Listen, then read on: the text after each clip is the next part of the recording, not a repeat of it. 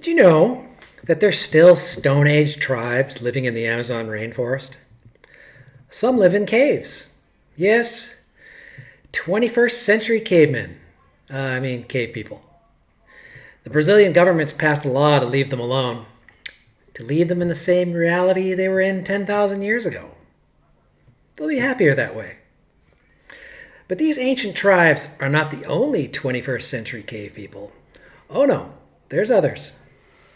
More modern in appearance, and yet trapped in a cave of their own making, a version of Plato's cave, in which the inhabitants see only the shadows cast on the wall. They've created stories to explain the shadows, myths and entertainments, and even science based on the movement of the shadows on the wall, and they've come to believe everything about them. A few days ago, one of my friends who lives in the cave posed a question on Facebook. It was, can someone explain to me why the president's ratings have gone up?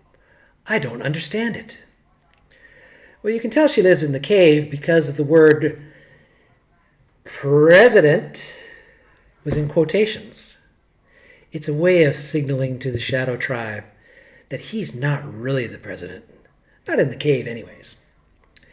In any case, her question was that of someone who could not explain the movement of the shadows. They didn't make sense to her. And so she appealed to someone for an explanation. But to whom? To someone inside or outside the cave? Now, this was a question I actually could answer, since it's a position I actually hold. So I could answer it in a plausible and persuasive way because I really believe it. But I did not answer. Instead, I watched with interest as the answers came from within the tribe, from within the cave. And in the end, it was decided and well agreed that everyone outside the cave, the poles in this case, and me, was either stupid, gullible, or evil. And it was also decided that the ways and views inside the cave were good and just and wise. I found it all quite amusing. Pardon my COVID. And I was tempted to enter the cave, to make a comment, to point out that maybe, just maybe, they ought to consider an outsider's view. But I have to admit that my recent attempts to engage with the Shadow Tribe have resulted in nothing positive. No enlightenment gained, no understanding increased, no concessions made, and no unity in sight. Still, I felt a little guilty leaving them there.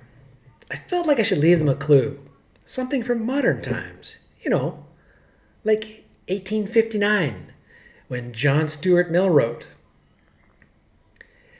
"He who knows only his own side of the case knows little of that.